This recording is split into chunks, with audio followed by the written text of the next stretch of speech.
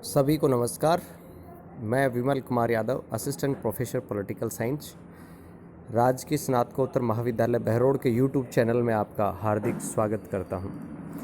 आज हम चर्चा करेंगे संविधान में संशोधन करने का जो संसद का अधिकार है उसको उच्चतम न्यायालय नियंत्रित रखता है, तो उसकी हम आज समालोचनात्मक विवेचना करेंगे। ये जो टॉपिक है वो बीए सेकेंड ईयर और एमए फाइनल दोनों के सिलेबस का हिस्सा है और परीक्षा में भी अक्सर आता है।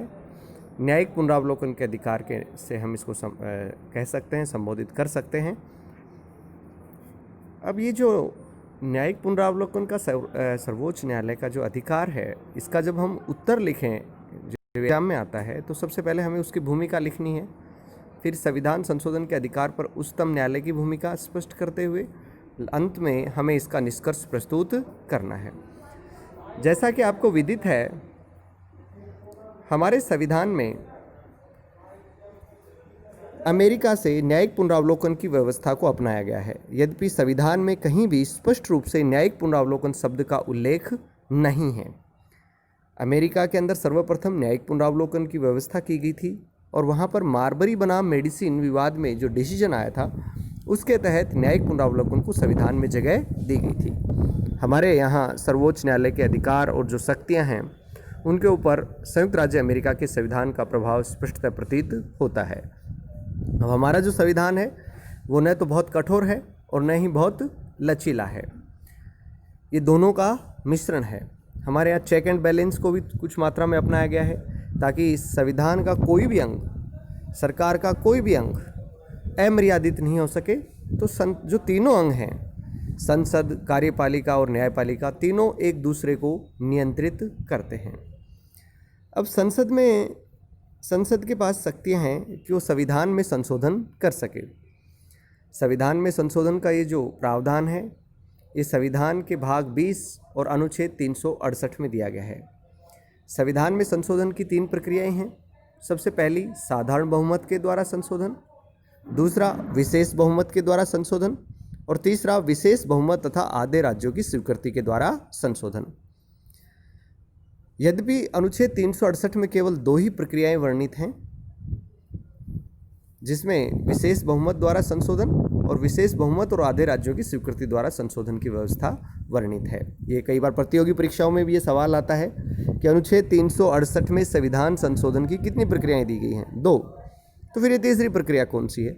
तीसरी प्रक्रिया वो है, जैसे हमारे संविधान के अनुच्छेद 3 के अंदर वर्णित है कि राज्यों के नाम, क्षेत्र और सीमाओं में परिवर्तन का अधिकार जो है वो संसद को होगा। तो वो साधारण बहुमत के द्वारा संशोधन होता है। नागरिकता के जो प्रावधान है उनको साधारण बहुमत द्वारा संशोधित किया जाता है, तो वो साधारण बहुमत की कैटेगरी में आते हैं। अब संसद के द्वारा जो संविधान संशोधन किए जाते हैं, ये सर्वोच्च न्यायालय और संसद के मध्य टकराव का विषय रहा है कि संसद द्वारा किए गए संविधान संशोधन को न्यायालय में चुनौती नहीं दी जा सकती, क्योंकि वो अनुच्छेद 13 में वर्णित विधि का हिस्सा नहीं है। लेकिन अनुच्छेद 13 में स्पष्ट रूप से वर्णित किया गया है कि विधि शब्द के अंदर ये सारी चीज़ें शामिल होंगी, और बाद में सर्वोच्च न्यायालय ने भी ये माना कि विधि शब्द में संविधान संशोधन भी शामिल हैं। हमारे संविधान में संसद के अधिकार और न्यायालय के अधिकारों के मध्य एक सामंजस्य स्थापित करने का प्रयास किया गया है। राज्य के प्रत्येक अंग पर कुछ मर्यादाएं आरोपित हैं, जिनके उल्लंघन की दिशा में न्यायालय जो कानून है उनको शून्य घोषित कर सकता है। जैसे अनुच्छेद 13 का अभी हम जिक्र कर रहे थे कि सर्वोच्च न्यायालय ऐसी कोई भी विधि जो मूल अधिकारों का अतिक्रमण करती हो, उस विधि को उस सीमा तक, जिस सीमा तक वह मूल अधिकारों का अतिक्रमण करती है, उसे निरस्त कर सकता है, अवैध घोषित कर सकता है। अब सवाल ये उठता है कि मान लीजिए किसी विधि का कुछ हिस्सा ही मूल अधिकारों का अतिक्रमण करता है, तो क्या संपूर्ण विधि को सर्वोच्च न्यायालय अवैध ठहराएगा या केवल उस हिस्से को? तो इसका जवाब ये है कि सर्वोच्च न्यायालय किसी भी कानून के केवल उस हिस्से को अवैध ठहराएगा जो मूल अधिकारों का अतिक्रमण करता है। यहाँ विधि शब्द जो है, विधि शब्द बड़ा व्यापक शब्द है। इसमें संसद और राज्य विधानसभाओं द्वारा पारित किए गए कानून, अधिनियम, विधेयक, इसके अलावा कोई भी आदेश, उप आदेश, नियम, विनियम, जो ये सब विधि की श्रेणी के अंदर आते हैं, और अगर वो संविधान विरुद्ध हैं तो सर्वोच्च न्यायालय उन्हें अवैध घोषित कर सकता है। ये प्रावधान संविधान के अनुच्छेद 32 के तहत सर्वोच्च न्यायालय और अनुच्छेद 226 के तहत उच्च न्यायालय भी ऐसे किसी कानून को जो संविधान का अतिक्रमण करते हों अवैध घोषित कर सकता है। अब शुरुआती कुछ वर्षों में संसद और सर्वोच्च न्यायालय के मध्य बड़ा टकराव चला, और उस टकराव के बीच ही केशवानंद भारती बनाम केरल राज्य विवाद 1973 में मौलिक ढांचे का सिद्धांत पारित किया गया।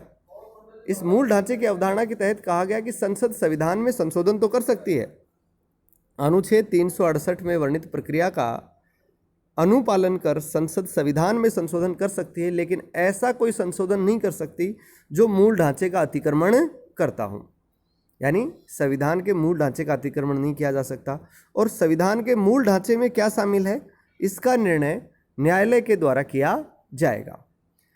अब इंदिरा गांधी जो सरकार थी उसके द्वारा 42वां संविधान संशोधन 1976 किया गया, और उसके अंतर्गत उसे लघु संविधान भी कहा जाता है। संविधान में बड़े पैमाने पर बदलाव किए गए और उसमें ये कहा गया कि संसद की विधायी शक्तियों के ऊपर कोई प्रतिबंध नहीं है, और जो संविधान संशोधन है वो करने की कोई सीमा नहीं है, यानी इस शक्ति के ऊपर कोई प्रतिबंध नहीं है।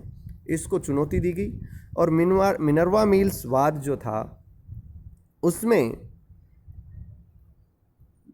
इंदिरा गांधी सरकार के द्वारा किए गए उन संशोधनों को खारिज कर दिया गया जो केवल और केवल संसद को सर्वोच्च बताते थे और सर्वोच्च न्यायालय के नियंत्रण को कम करते थे। उसमें यह कहा भी गया कि नीति निर्देशक तत्वों को लागू किया जा सकता है, संसद नीति निर्देशक तत्वों को लागू करने के लिए संविधान में संशोधन भी कर सकती है, लेकिन ऐसा कोई संशोधन नहीं कर सकती जो मूल ढांचे का अतिक्रमण करता हो। तो पुनः ये बात मिनर्वा मिल्स वाद में सर्वोच्च न्यायालय के द्वारा की गई कि न्यायिक समीक्षा जो है वो संविधान के मूल ढांचे का हिस्सा है, और न्यायालय किसी भी कानून का, यहाँ तक कि संविधान संशोधन की भी समीक्षा कर सकता है, और यदि वो संविधान विरुद्ध पाए जाते हैं तो उनको रद्द कर सकता है, अवैध घोषित कर सकता है। तो यानी संसद की शक्तियों पर युक्त यानी उचित प्रतिबंध मूल ढांचे की संकल्पना और न्यायिक पुनरावलोकन के आधार पर लगाए गए हैं। इस मूल ढांचे के अंतर्गत संसदीय तथा लोकतांत्रिक प्रणालियों के मूलभूत लक्षण विद्यमान होते हैं, जिनकी व्याख्या करने की शक्ति उच्चतम न्यायालय के पास होती है, जैसे संसदीय प्रणाली, धर्मनिरपेक्षता, संविधान की सर्वोच्चता, शक्तियों का पृथक्करण, न्यायिक समीक्षा आदि। कहने का मेरा तात्पर्य यह है कि हमारे संविधान में सरकार के तीनों अंगों को एक दूसरे के द्वारा इस प्रकार मर्यादित किया गया है कि कोई भी अंग सर्वोच्चता का दावा नहीं कर सकता, कोई भी अंग तानाशाह नहीं बन सकता, और नागरिक स्वतंत्रताओं का अतिक्रमण नहीं कर सकता। तो ये जो अपना टॉपिक था यहीं समाप्त होता है। आप जो है इसका अध्ययन करेंगे, और अध्ययन करके आप स्वयं लिखेंगे इस बारे में कि जो संविधान संशोधन की संसद की शक्ति है उस पर न्यायालय का नियंत्रण किस सीमा तक है, इसकी समालोचनात्मक विवेचना आपको करनी है। कोई समस्या हो तो आप कॉलेज के व्हाट्सएप ग्रुप में उस समस्या को हमसे साझा कर सकते हैं। बहुत बहुत धन्यवाद, बहुत बहुत आभार।